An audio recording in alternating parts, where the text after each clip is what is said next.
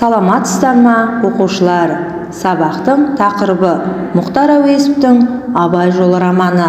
Сабақтың мақсаты әдеби шығармаға сюжеттік композициялық талдау жасау арқылы жанрлық ерекшелігін түсіну.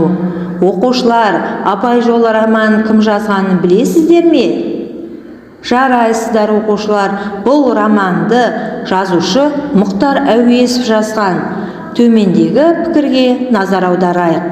Мұхтар Әуезовтің Абайы бұл нағыз роман. Басқаша айтқанда өмірдің тұтас қыртысын қопарған, тұрмыстың, адамдар арасындағы құштарлық пен махаббат пен өшпенділіктің айқын бояулы картинасын жасаған. Ең бастысы, есте қаларлықтай жарқын образдар арқылы халық тарихының өмірлік процесін жинақтаған қолашы кең кітап. Оқушылар, тақырып түсінікті болса, серпілген сауал әдісі арқылы төмендегі сұрақтарға жауап берейік. Бірінші сұрақ: Мұхтар Әуезовтің Абай жолы шығармасы жанрлық ерекшелігіне қарай неге роман-эпопея деп аталады?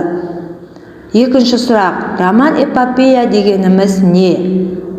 Оқушылар, сұрақтарға өте жақсы жауап бердіңіздер. Жарайсыңдар. Бірінші тапсырма: кестені толтырыңыз. Романға тән ерекшеліктер мен эпопеяға тән ерекшелікті жазып шығыңыздар. Бүгінгі сабақ бойынша білім баспалдағына өз ойлар жазып өтіңіздер.